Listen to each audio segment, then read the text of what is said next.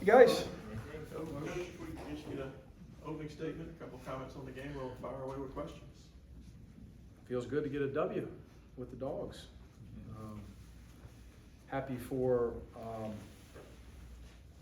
all of the newcomers, to this program. There's a bunch. Most of our locker room, of course, and that goes all the way down. Staff, support staff, portal guys, freshmen, walk-ons, but probably most importantly, happy for the guys that decided to come back this year and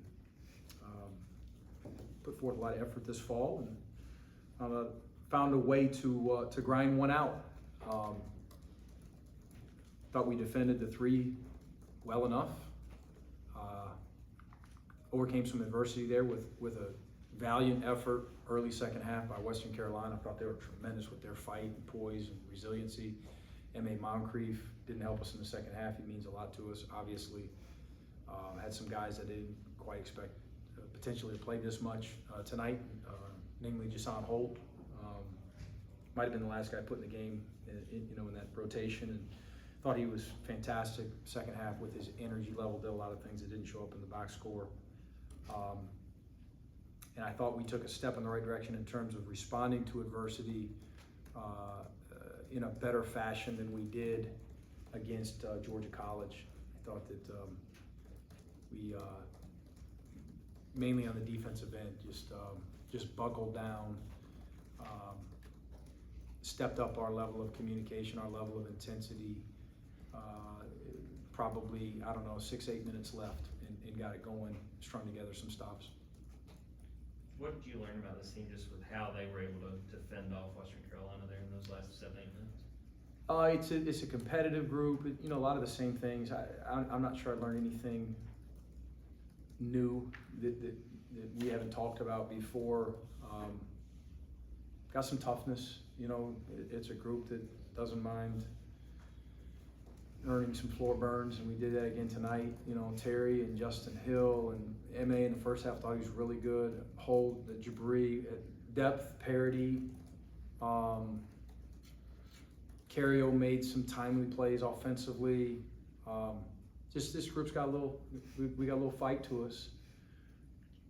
We've got to have a lot more fight to win these in our league, of course, and we've got to execute better, of course, offensively and defensively. We've got to value the ball at a much higher level. But we're closer defensively. Coming into this one, these guys were third in the country, 3-point attempts, and last year, of course. And it's what they do. They space you a lot of times with 4 shooters, sometimes with 5 shooters. And to only give up 18 3 attempts, it's pretty good. It's a pretty good sign that guys are locked in and they're flying around. We're communicating, we're anticipating, we're rotating, we're doing a lot of good things. Had 4 or 5 very subpar defensive transition possessions, 1 or 2 baseline out of bounds possessions, and you look down and they've got 55, a team that's hard to guard. We're closer there, got a ways to go offensively. Mike, they opened the second half on an 18-3 run. Oof. What's going through your mind? What was happening there? You especially with a group with a bunch of new guys, and we're trying to rebound right from these returners, of course, from a tough year. And our message as a staff at halftime was what you would expect. It's 20 minutes. We got to get better in the second half. We go in and we watch film at halftime of all the defensive mistakes, made field goals against, fouls that we committed, and let's go out in the second 20 and clean it up and be even better. And that certainly wasn't the case. I think, again, credit Western. They got it going. They executed the first 4 or 5 possessions. It seemed like they scored every possession or drew a foul. And we were a step slow early second half, and we've got to find a way as a staff to do a better job of delivering that message or a similar message that might resonate better. We weren't the same early second half. Maybe a lot of this is trial and error. This was game 1. Maybe it's the warm up. Maybe it's too much film. Maybe it's too much talking, not enough talking. But we'll figure this group out because the starts of second halves are really important. Like, what Yeah. was the thinking of starting Frank and bringing Braylon off the bench? Frank just earned it. You know, it's this team again has got some depth and some parity, of course, and Braylon might start every other game. I don't know. He might not start. That's up to Frank and Braylon based on production and practice. Frank's been really good. Frank did some really good things tonight, other than the foul trouble that we've got to clean up. And in his defense, he hasn't logged many minutes, you know, throughout his career, other than very, very late last year. But Braylon did some good things too. Braylon almost had a really good offensive game. You know, he had some that rolled around the rim and didn't quite fall for him. But they're two very different players that complement each other well, and both of them, I think, will have their nights, and I'm sure it'll vary, you know, throughout the season. You got Terry back tonight, obviously. Yeah. The last 7-8 minutes, it looked like the energy he was bringing kind of helped spark that little.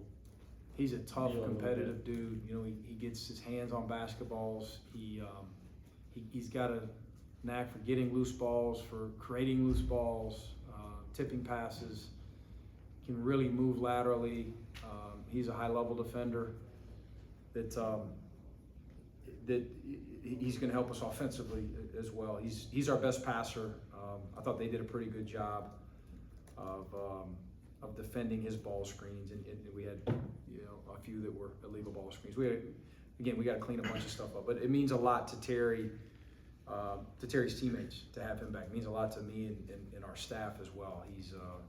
He's a wonderful young man that has had a really good fall. You mentioned not having MA in the second half. Did he get banged up late in the first, or what happened there? I was told an ankle, and I didn't see it in the first half. I don't know when it happened, but I guess it tightened up on him at halftime. Thought he had a really good first half. Plays as hard as anyone on our team, of course. So look forward to getting him back healthy. Time for about 2 more questions.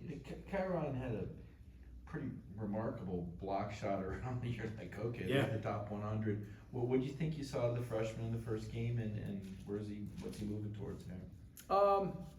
Yeah, he came off his probably his best practice or outing period was against Georgia College. He was really good, especially late. You know, he finished that game, and he probably could have thrown him back out there again. It seems like he didn't play a lot late this game as we were stringing together some stops, and we had a group out there. As I told our guys, like, again, with Jason Holt and those 4 guys with him,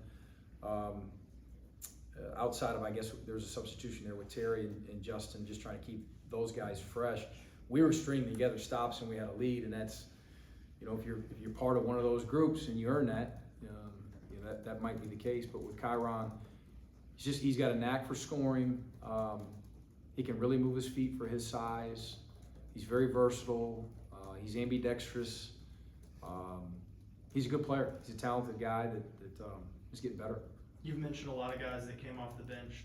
4 guys from that group played 20 plus minutes, 25 points from the group. Yeah. What do you think that says about this team that you feel comfortable to go 10, 11 deep like you did tonight? Well, I'm not sure it'll always be the case. I went into this one as a staff. We thought if we were in a good rhythm mid first half, there's a potential we could get to 11. And I'm open with our guys about that. But definitely wanted to play 10 in the first half if we could. I don't know that we'll consistently play 11 with an injury. Stuff like this happens. And then you've got the JI scenario, you know, so by January, are we playing 9? Are we playing 10, 11, 12? I just don't know. Whatever we feel like gives us the best chance to be competitive in our league.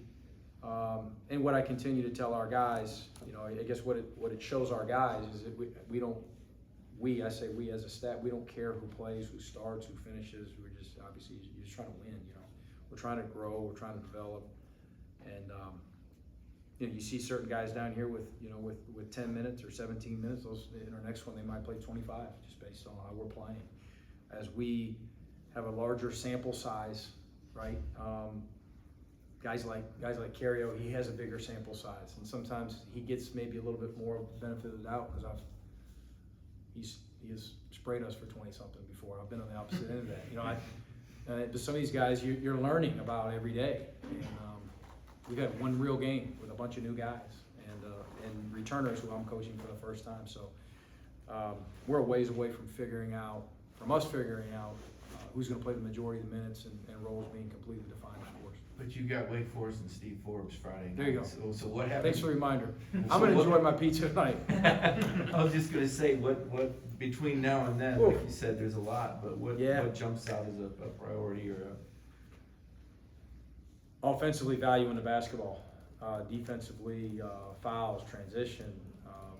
Forbes is always gonna run good stuff, and he's gonna put us in situations, with ball screens and isolations, and they're gonna play up tempo when they can, and they're gonna guard us. They're gonna be prepared. I mean, it's an ACC road game in game 2, so not ideal, but an opportunity at the same time.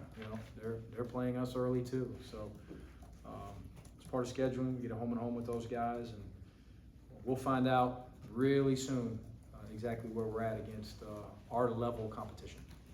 Thanks, guys. Thanks, Mike. Thanks, guys. Appreciate it, Coach.